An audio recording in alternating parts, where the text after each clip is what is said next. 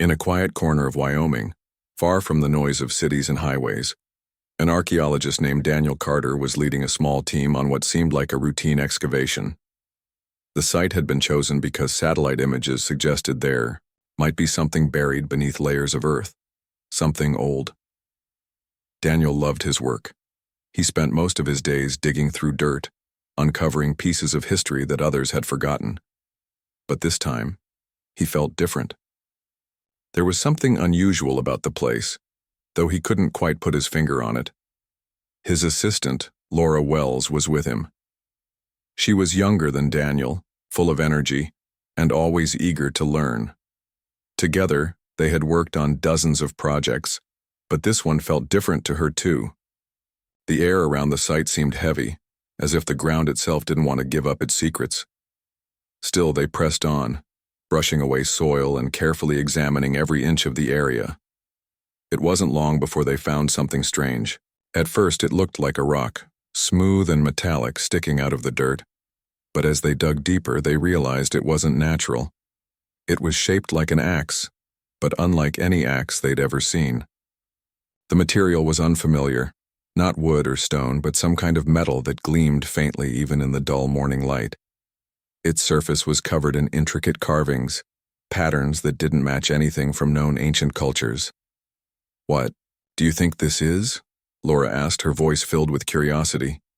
She reached out to touch it but hesitated, pulling her hand back at the last moment. Something about the object made her uneasy, though she couldn't explain why. "I don't know," Daniel replied, his eyes fixed on the axe, "but it's definitely not ordinary." He knelt down, inspecting the carvings more closely. They were tiny, almost microscopic, yet perfectly detailed. Some of them looked like symbols, while others resembled circuitry or maps. Nothing about it made sense. "This doesn't belong here," he muttered under his breath. As they continued to dig, they uncovered more axes, 5 in total, each identical in shape and size. The discovery left them stunned. Axes weren't uncommon in archaeological sites. Many ancient societies used them as tools or weapons, but these were different. They weren't practical tools for cutting trees or hunting. Their design was too precise, too advanced.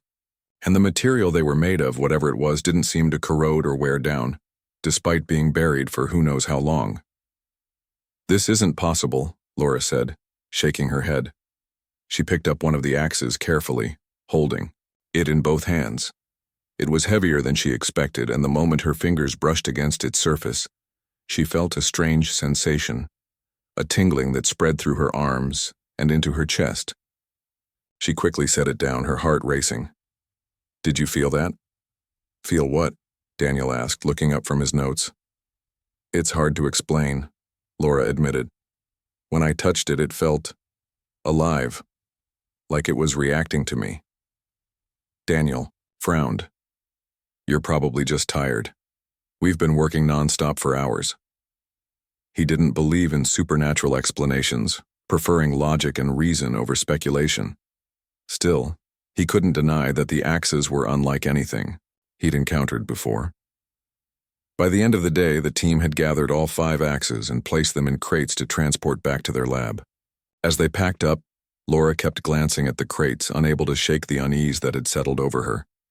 She wanted to say something to Daniel, to warn him, but she didn't know how. How could she explain something she didn't fully understand? Herself? On the drive back to the lab, the sky grew darker and a storm rolled in. Lightning flashed in the distance, illuminating the crates in the truck bed. Laura stared at them through the rearview mirror, half expecting them to move or glow or do something impossible. But they remained still, silent. "You okay?" Daniel asked, noticing her silence. "I'm fine," Laura lied. "Just thinking." "About the axes?" She nodded. "They're unsettling, don't you think?" "They're fascinating," Daniel corrected her. "Think about it. If we can figure out where they came from, we might rewrite history. This could be the discovery of a lifetime."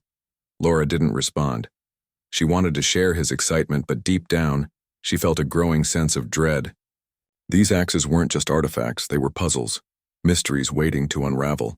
And sometimes mysteries were better left unsolved. Daniel and Laura packed the strange metallic axes carefully into foam-lined crates and drove them back to their research lab in the city. The drive was quiet, both of them lost in their thoughts. Daniel kept glancing at the crates in the back seat, his mind racing with questions. What were these objects? Who made them? And why did they seem so alive? Laura, on the other hand, couldn't shake the unease that had settled over her since touching one of the axes earlier that day. She tried to focus on the road ahead, but her hands gripped the steering wheel a little tighter than usual. When they arrived at the lab, Daniel wasted no time unpacking the artifacts. He set up microscopes, spectrometers, and other equipment he thought might help him understand what they were dealing with. Laura helped at first, but she found herself distracted. Her mind kept replaying the vivid hallucination she'd experienced when she touched the axe. It wasn't just a fleeting image. It felt real, as if she had been transported somewhere else entirely. She could still feel the dry heat of the desert, hear the distant rumble of explosions, and see the broken remnants of buildings scattered across the barren ground. "Laura, can you hand me the calipers?" Daniel asked, snapping her out of her thoughts. She blinked and looked at him. "What?" "The calipers," he repeated, pointing to a small tool on the counter. "I need to measure the engravings." "Oh, right." She grabbed the calipers and handed them to him, trying to push her unease aside. "Do you think we'll figure out what these things are today?" "I hope so," Daniel said, adjusting the lens of the microscope. "Whatever they are, they're unlike anything I've ever seen. Look at this metal. No rust, no corrosion, nothing. And these symbols." He paused, leaning closer to the eyepiece. "They almost look like circuitry, but organic somehow," Laura frowned. "Organic, you mean like living metal?" "Not exactly," Daniel said, sitting back in his chair. "But close. It's like the material adapts or changes based on external stimuli. When you touched it earlier, did you notice anything unusual?" Laura hesitated. She didn't want to sound crazy, but she also knew she couldn't keep quiet about what happened. "Actually, yeah, I saw something. A vision, I guess. A desert, destroyed cities, and those ships in the sky. It felt so real." Daniel raised an eyebrow. "A vision? Are you sure it wasn't just your imagination playing tricks on you?" "No, it wasn't my imagination," Laura said firmly. "It felt like I was there, like I was seeing the future or maybe the past, I don't know, but it scared me."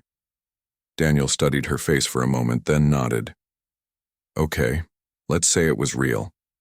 That means these axes have some kind of psychic properties, or maybe they store memories somehow. Either way, we're onto something big here." Laura crossed her arms. "Big isn't always good, Daniel. What if we're not supposed to mess with these things? What if they're dangerous?" "We won't know unless we try," Daniel replied, his tone firm. "Look, I get that you're worried, but think about it. If we can unlock the secrets of these artifacts, we could change everything we know about history. Maybe even human evolution." Laura sighed. She wanted to believe him, but deep down, she couldn't shake the feeling that they were tampering with forces beyond their understanding. Still, she decided to let it go for now. Arguing with Daniel wouldn't change his mind, he was too stubborn for that. Over the next few hours, they ran test after test on the axes. Daniel used X-rays to examine their internal structure while Laura analyzed the chemical composition of the metal. Everything they discovered only deepened the mystery. The metal wasn't just resistant to corrosion, it seemed to repair itself when damaged. Tiny scratches they made during testing disappeared within minutes, leaving the surface smooth and unblemished. The symbols etched into the axes glowed faintly under ultraviolet light, shifting patterns as if responding to their presence. "This is incredible," Daniel muttered, jotting down notes furiously. "It's like the axes are alive, but not in the biological sense. More like intelligent machines." "Or weapons," Laura said quietly, staring at one of the glowing symbols. "You ever think about that? What if they weren't tools for building or creating? What if they were designed to destroy?" Daniel paused, considering her words. If they were weapons, they must have belonged to someone incredibly advanced. These aren't the kind of things you stumble upon by accident. Whoever made them had technology far beyond ours. As the sun began to set outside, casting long shadows across the lab, Laura noticed something strange. One of the axes, the one she had touched earlier, started emitting a low hum. At first, it was barely audible, but it grew louder and more intense as the minutes passed. The glow from its symbols brightened, pulsating in rhythm with the sound. "Daniel," she said cautiously, stepping back. "Something's happening." He turned around, his eyes widening as he saw the axe vibrating slightly on the table. "What the—" The hum reached a fever pitch, and suddenly a burst of energy shot out from the axe, knocking both of them off their feet. Papers flew everywhere, and the lights flickered violently before going out completely. For a moment, the room was plunged into darkness, save for the— It was late in the evening when a knock at the lab door startled both Daniel and Laura. They weren't expecting anyone, and the sound echoed through the quiet room like an intrusion. Daniel glanced at Laura, who shrugged, then went to answer. Standing outside was a man they didn't recognize. He looked to be in his mid-30s with short brown hair and a plain jacket that made him seem ordinary at first glance. But there was something about his presence, something sharp and deliberate, that set him apart. "Can I help you?" Daniel asked cautiously, keeping the door half closed. The man smiled faintly, though it didn't reach his eyes. "I'm Ethan Cole," he said. "I heard about your discovery out in Wyoming. Mind if I come in?" Daniel hesitated. "How did you hear about that? We haven't told anyone outside the team." Ethan's smile widened slightly, as if amused by the question. "Let's just say I have my sources. Look, I specialize in prehistoric artifacts, and what you found, well, it's not exactly common knowledge. I think I can help." Laura appeared behind Daniel, her arms crossed. She studied Ethan carefully, noting the way his gaze lingered on the crates containing the axes. There was something off about him, but she couldn't quite put her finger on it. "We're fine, thanks," Daniel said firmly, starting to close the door. "We don't need any help." But Ethan stopped the door with one hand, his tone shifting to something more urgent. "You don't understand. Those things you found, they're dangerous. You shouldn't be messing with them." This gave Daniel pause. He opened the door a little wider. "Why do you say that?" Ethan stepped inside without waiting for permission, brushing past Daniel and heading straight for the table where the axes lay. Laura tensed, ready to intervene if needed, but Ethan didn't touch them. Instead, he stared at the glowing symbols, his expression unreadable. "These aren't just relics," he said after a moment. "They're tools, weapons actually, from a time long before recorded history. Whoever made them knew exactly what they were doing, and whoever uses them, well, let's just say the consequences are catastrophic." "How do you know all this?" Laura asked, her voice sharp. "You show up out of nowhere and start making claims, but you haven't given us any proof." Ethan turned to face her, his eyes narrowing slightly. "Because I've seen it happen before. People dig these things up, think they're harmless, and then everything falls apart. Entire civilizations wiped out in the blink of an eye. Do you really want to risk that?" Daniel frowned. "If you've seen it happen, why didn't you stop it? Why didn't anyone warn us sooner?" "Because no one listens," Ethan replied, bluntly. "And because sometimes warning people only makes them more curious. Trust me, I've tried." There was a long silence as Daniel and Laura exchanged glances. Part of them wanted to believe Ethan, but another part, the skeptical scientific part, wasn't convinced. How could they trust someone who refused to explain how he knew so much? "You still haven't told us who you are," Laura said finally, "or how you know about these axes. If you're serious about helping us, you need to give us more than vague warnings." Ethan sighed, running a hand through his hair. "Fine, but you won't like the answers. Let's just say I've been around longer than I look, and I've spent most of that time cleaning up messes caused by people like you. Messes caused by greed and curiosity." Before either of them could respond, Ethan reached into his pocket and pulled out a small notebook. He flipped it open and showed them a series of sketches, drawings of the axes nearly identical to the ones they had uncovered. Beneath each sketch were notes written in a language neither Daniel nor Laura recognized. This isn't some random artifact, Ethan continued. It's a key to something far bigger and far worse than you can imagine. If you keep digging, you'll regret it. Daniel studied the sketches, his mind racing. The resemblance was uncanny down to the smallest detail, but despite the evidence, doubt lingered in his mind. Even if you're telling the truth, we can't just walk away. Not now. We're too close to figuring out what these things are. Ethan shook his head. Disappointment etched on his face. That's exactly what I was afraid of. You always think you're different, that you'll be the ones to solve the puzzle without causing harm, but you never learn. With that, he closed the notebook and tucked it back into his pocket. Then, without another word, he turned and walked toward the door. Before either Daniel or Laura could stop him, he was gone, disappearing into the night as quickly as he had arrived. For a while, neither of them spoke.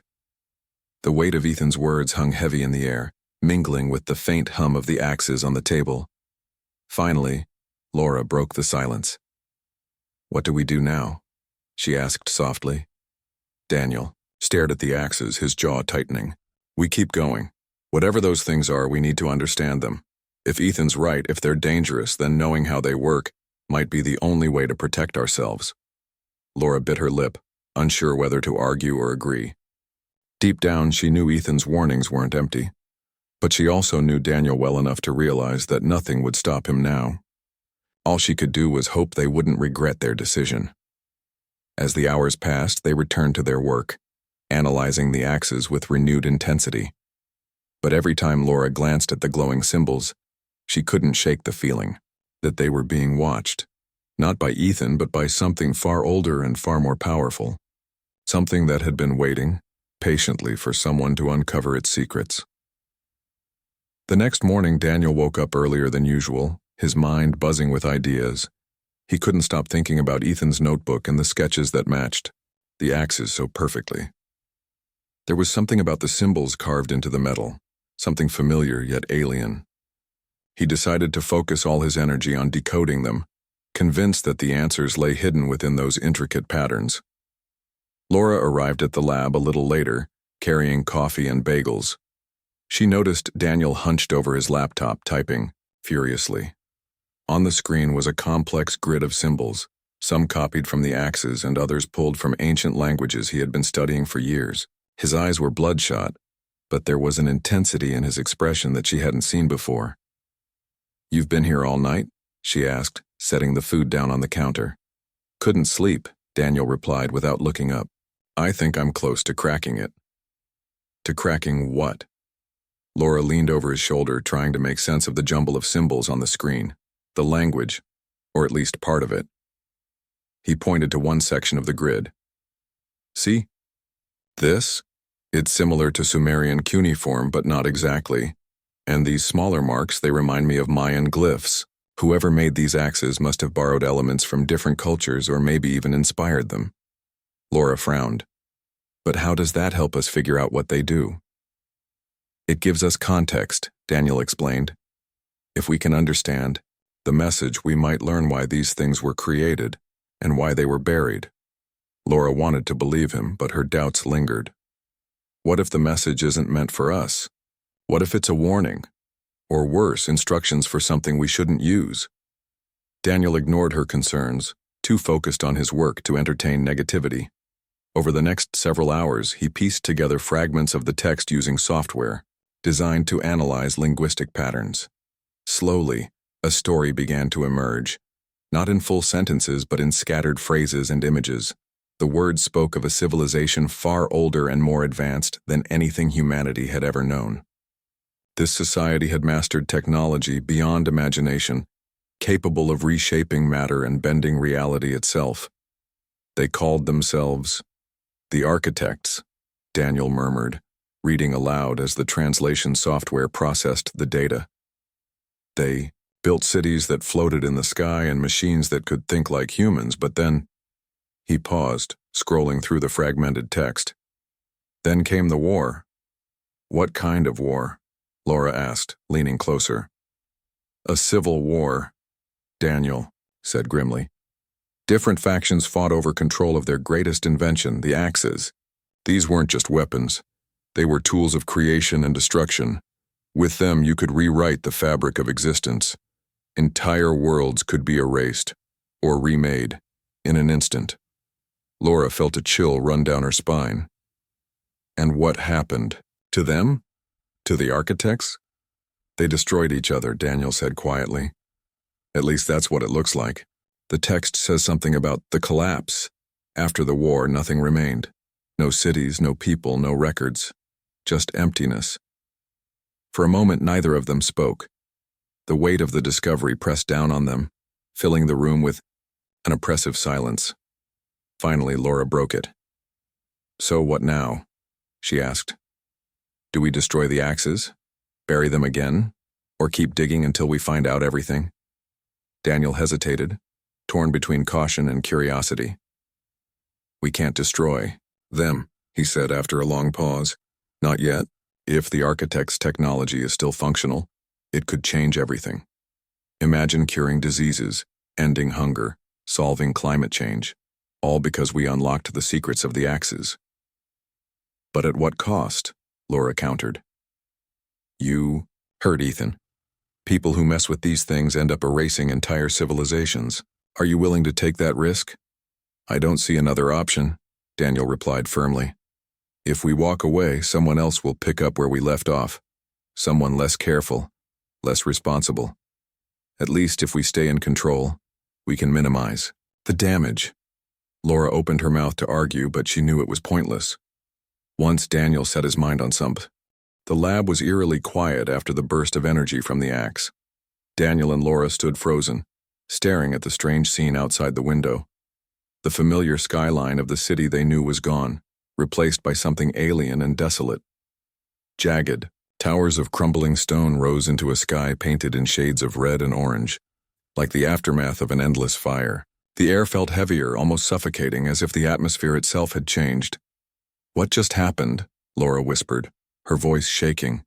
She clutched the edge of the table for support, her knuckles white. I don't know," Daniel admitted, his eyes wide with disbelief. He glanced back at the axe, which now lay silent on the table. Its glow dimmed once again. It must have triggered some kind of shift. "A shift?" Laura snapped, her fear turning to anger. "That's all you can say? A shift? Look outside, Daniel. This isn't our world anymore." Daniel didn't respond. He stepped closer to the window, peering out cautiously.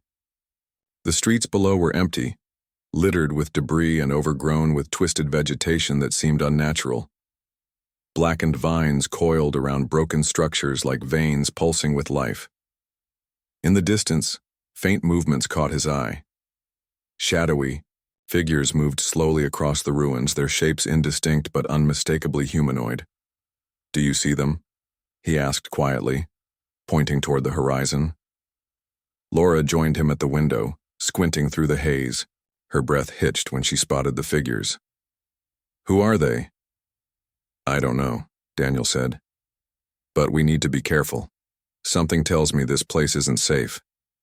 Before they could decide what to do next, a loud knock echoed through the lab.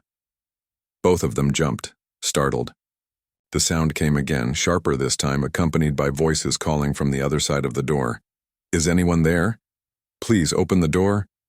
Laura exchanged a nervous glance with Daniel. "Should we answer it?" "We don't have much choice," Daniel replied, moving cautiously toward the entrance. He unlocked the door and pulled it open just enough to peer outside. Standing there were 3 people, a man and 2 women, all dressed in tattered clothing and looking exhausted. Their faces were streaked with dirt, and their eyes carried the weight of someone who had seen too much. "Thank God," the man said, stepping forward. "We thought we were alone." "Who are you?" Daniel asked, keeping his guard up. "My name is Mia Harper," the woman closest to him said quickly. "This is Sam and Rachel. We've been surviving out here for months, ever since the collapse." "The collapse?" Laura repeated, stepping beside Daniel. "What are you talking about?" Mia hesitated, glancing at her companions before answering. "You really don't know, do you?" This world, it's not the original one. It's a fragment, a leftover piece of reality shattered by those weapons. She pointed toward the axes on the table. They're called the burial axes. They destroy entire timelines when activated. Every time someone uses one, history gets rewritten and civilizations vanish. Daniel frowned, trying to process what she was saying. So, this isn't Earth? Not the Earth we know anyway? It's a version of it, Mia explained, a failed version. The architects, the ones who made the axes, they tried to control them, but they couldn't. Each activation tears apart the fabric of existence, creating new realities while destroying old ones. You must have triggered one of those shifts when you touched the axe. Laura felt a wave of guilt crash over her. This is my fault, she murmured. I should have stopped him sooner. No, Daniel said firmly, though his voice lacked conviction. We didn't know. None of this makes sense. How could ancient weapons have so much power? They weren't just weapons, Mia said. They were tools for reshaping reality. But they were never meant to fall into human hands. That's why they were buried, to keep us from finding them. As they spoke, the shadowy figures outside began to move closer, their pace quickening. One of them raised an arm, pointing directly at the lab. We need to go, Sam urged, his tone urgent. Now. Those things won't wait. Those things? Laura asked, dread creeping into her voice. What are they? They're remnants, Rachel answered grimly. Leftovers from the architect's experiments. They hunt anyone who wields the axes. If they find you, they'll take the weapons and leave nothing behind. Daniel looked back at the axes, torn between fear and fascination. We can't just leave them here, they're too dangerous. And taking them is suicide, Mia shot back. Listen, we've been running from these creatures for months. Trust me, you don't want to face them. But if we stay, we'll die either way, Daniel argued. At least with the axes, we might stand a chance. Mia shook her head, exasperated. You're making the same mistake everyone else does, thinking you can control them. You can't. No one can. Before the argument could escalate further, a loud crash echoed from outside. The shadowy figures had reached the building, smashing through the lower levels with terrifying force. Dust and debris rained down from the ceiling as the structure groaned under the impact. We're out of time, Sam shouted, pulling out a makeshift weapon, a metal pipe sharpened at one end. If you're coming with us, we need to move now. Laura grabbed Daniel's arm, her grip firm. We have to go, now. Reluctantly, Daniel nodded. Together, the group hurried toward the emergency exit at the back of the lab. As they descended the stairs, the sounds of destruction grew louder, echoing through the narrow corridors. The shadowy figures were relentless, tearing through walls and floors as if searching for something, or someone. When they finally burst out into the open, the sight was even worse than before. The ruined city stretched endlessly in every direction, bathed in the eerie glow of the crimson sky. The shadowy figures were now visible up close, their forms shifting unnaturally, as if they were made of smoke and darkness. Glowing symbols similar to those on the axes pulsed faintly across their bodies, marking them as creations of the same technology. This way, Mia called, leading the group toward a cluster of collapsed buildings where they could take cover. They ran as fast as they could, dodging debris and leaping over cracks in the ground. Behind them, the figures gave chase, their movements eerily fluid despite their size. As they ducked into the shelter of a half-collapsed structure, Daniel turned to Mia, desperation in his eyes. Is there any way to stop them, to fight back? Mia hesitated, then nodded. There's one thing. Overloading the axe's cores will disable them permanently, but it's risky. If you trigger another shift, we could all end up somewhere worse, or nowhere at all. Daniel clenched his fists, weighing the options. Then we do it, it's the only way. Mia studied him for a moment, then sighed. All right, but if we survive this, you owe me an explanation. Outside, the shadowy figures closed in, their glowing symbols growing brighter with each passing second. Time was running out, and the fate of this fractured world, and perhaps countless others, rested in their hands. The group huddled in the shadows of the collapsed building, their breaths shallow and hearts pounding. Outside, the shadowy figures moved closer, their glowing symbols casting an eerie light across the ruins. Daniel clutched one of the axes tightly, its cold metal pressing against his palms. He glanced at Laura, who was crouched beside him, her face pale but determined. "All right," Mia said, breaking the tense silence. "If we're doing this, we need to act fast. Those things won't wait forever." "What's the plan?" Sam asked, gripping his sharpened pipe like a lifeline. Mia turned to Daniel. "You said you wanted to overload the axe's cores, right? Well, here's how it works. These things are powered by some kind of energy field. If we can disrupt that field, force it to collapse, it'll neutralize them. But we'll need a power source strong enough to trigger the overload." Daniel nodded, his mind racing. "What about the lab equipment? We left some tools upstairs, batteries, cables, maybe even a generator." "It's risky," Mia admitted. "But it's our best shot. Let's move." Without wasting another second, the group crept out of their hiding spot and made their way back toward the lab. The shadowy figures were still searching the area, their movements erratic but purposeful. Every step felt like walking on thin ice. One wrong move, and they'd be spotted. Laura stayed close to Daniel, her voice barely above a whisper. "Are you sure about this? Overloading the axes could make things worse."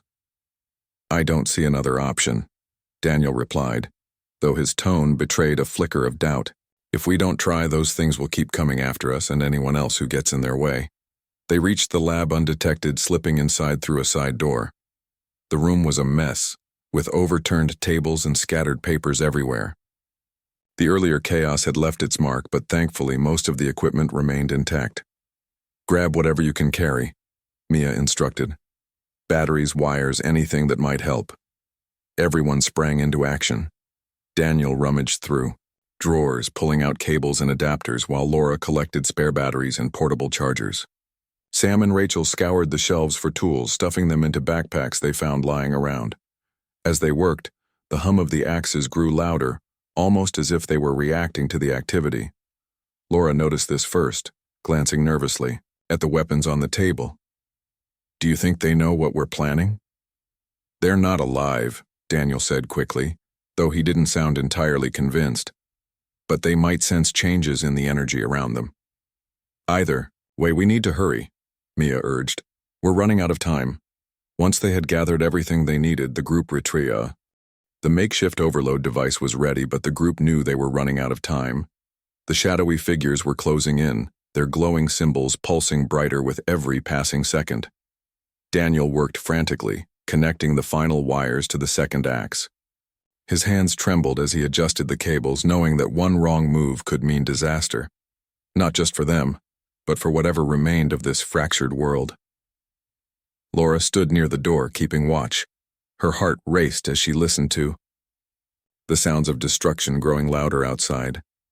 The building groaned under the weight of the attacks, and dust rained down from the ceiling. She turned to Daniel, her voice tight with urgency. "They're almost here. We need to finish this now." "I'm trying," Daniel snapped, his frustration boiling over. He flipped the switch on the device, sending a surge of energy coursing through the axes. The first axe reacted immediately, its glow intensifying as the symbols etched into its surface began to pulse wildly. The hum grew louder, vibrating through the room like an approaching storm. Mia moved closer to Daniel, her expression grim. "If this doesn't work, we're dead anyway. Just focus." Daniel nodded, sweat dripping down his face as he connected the second axe to the same power source. The moment the circuit was complete, the room erupted in chaos. Sparks flew from the overloaded devices, and both axes vibrated violently on the table, their light becoming blinding. The air crackled with energy, and the ground beneath their feet shook violently. "Get back!" Mia shouted, pulling everyone away from the table. "This is going to blow." The light became unbearable, filling the room with an intense brilliance that seemed to consume everything. Laura shielded her eyes, her mind racing with thoughts of what might happen next. Was this the end? Would the overload destroy the axes, or tear apart reality itself? As the roar reached a deafening crescendo, Laura made a split-second decision. "I'll stay," she said firmly, stepping toward the table. "You guys get out of here." "What are you talking about?" Daniel yelled, his voice panicked. "No, we stick together." "There's no time to argue," Laura replied, her tone calm despite the chaos around them. "Someone has to make sure this works. If I don't stay, the overload might fail. And then what happens? We can't let those things win." Before anyone could stop her, Laura grabbed the edge of the table, stabilizing it as the axes continued to vibrate uncontrollably. "Go. Now!" Daniel hesitated, torn between staying with Laura and escaping with the others. But Mia grabbed his arm, dragging him toward the exit. "She's right. We have to go." Reluctantly, Daniel followed, his heart breaking as he glanced back at Laura one last time. Her face was resolute, her eyes filled with determination. She gave him a small nod, silently telling him to trust her. The group bolted out of the lab, fleeing into the ruined city as the light behind them grew even brighter. They didn't stop running until they reached the relative safety of a collapsed structure several blocks away. From there, they watched as the lab exploded in a burst of energy, sending a shockwave rippling through the air. The crimson sky above flickered, and for a moment, it seemed as though the entire world might unravel. But then, just as suddenly as it had begun, the chaos subsided. The light faded, leaving behind an eerie silence. The shadowy figures were gone, their forms dissipating like smoke in the wind. The ruins around them shifted slightly, as if the fabric of reality itself was settling back into place. Daniel sank to his knees, overwhelmed by guilt and grief. "We left her," he whispered, his voice barely audible. "She stayed behind, and we left her." Mia placed a hand on his shoulder, her own expression somber. "She saved us. All of us. Don't waste that sacrifice." For a long time, no one spoke. They simply sat there, processing what had happened. The world around them still felt broken, but it was quieter now, less hostile. The jagged towers and blackened vines remained, but the oppressive weight in the air had lifted. Eventually, Rachel broke the silence. "Do you think it worked? Are the axes gone for good?" "I don't know," Mia admitted. "But I think we bought ourselves some time. Maybe even enough to find a way back to our original timeline." Daniel looked up, his eyes red from holding back tears. "And if we can't? What then?" "Then we survive," Sam said firmly. "One day at a time." As they prepared to move again, Daniel couldn't shake the image of Laura standing in the lab, her face calm and determined. He vowed to honor her sacrifice, not by giving up, but by finding a way to fix what had been broken. He didn't know how, and he didn't know if it was even possible. But he owed it to her to try. The group set off into the ruins, uncertain of what lay ahead. But as they walked, Daniel clutched the fragment of the axe he had managed to grab before fleeing. The same fragment that had somehow survived the explosion. It glowed faintly in his hand, a reminder of the power they had unleashed and the cost of containing it. Deep down, Daniel knew the truth. The axes weren't just weapons or tools, they were warnings. Warnings about humanity's capacity for destruction and the dangers of meddling with forces beyond understanding. Yet as he stared at the glowing shard, he couldn't help but wonder if there was still hope. Hope that someday someone might learn from their mistakes and use the knowledge wisely. But for now, all they could do was keep moving forward, carrying the weight of their choices with them every step of the way. The group wandered through the ruins, their steps heavy with exhaustion and grief. The world around them was eerily quiet now, as if holding its breath after the chaos that had unfolded. Daniel carried the fragment of the axe in his pocket, its faint glow a constant reminder of what they had lost, and what they were fighting to protect. Every step felt like a burden, not just physically, but emotionally. Laura's sacrifice weighed heavily on all of them, especially Daniel. As they walked, Mia took the lead, her sharp eyes scanning the horizon for any signs of danger. "We need to find shelter," she said finally, breaking the silence. "Somewhere safe to regroup." "There's no such thing as safe here," Sam muttered under his breath, but he didn't argue. None of them had the energy to fight anymore. They eventually found an abandoned building that seemed stable enough to rest in. It was dark inside, the air thick with dust, but it offered some protection from the elements. Rachel and Sam collapsed onto the floor, too tired to care about the dirt or debris. Mia leaned against a crumbling wall, her arms crossed tightly. Daniel sat apart from the others, staring at the glowing shard in his hand. "Do you think she knew?" he asked suddenly, his voice breaking the stillness. "Do you think Laura knew she wouldn't make it?" Mia hesitated before answering. She probably did.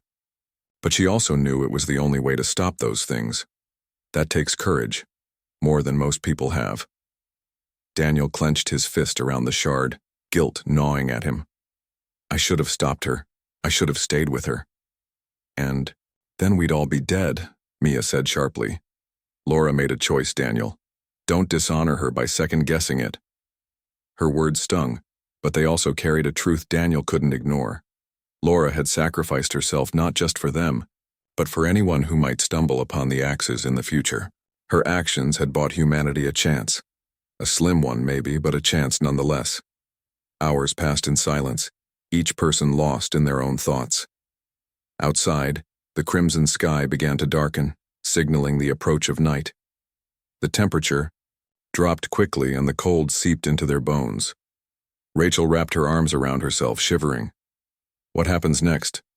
Do we just keep wandering? "We find a way back," Daniel said firmly, surprising even himself with the conviction in his voice. "Back to our timeline, back to where this started." "And how do you plan to do that?" Sam asked skeptically. "With that piece of metal? You saw what happened last time we messed with those things." "I don't know yet," Daniel admitted. "But I can't give up, not after everything Laura did for us." Mia studied him for a moment, then nodded. "All right, we'll figure it out together, but we need to be careful. Whatever caused the shift in the first place, the axes, they're dangerous. Playing with them again could destroy whatever stability we have left." Daniel nodded, though his mind was already racing with possibilities.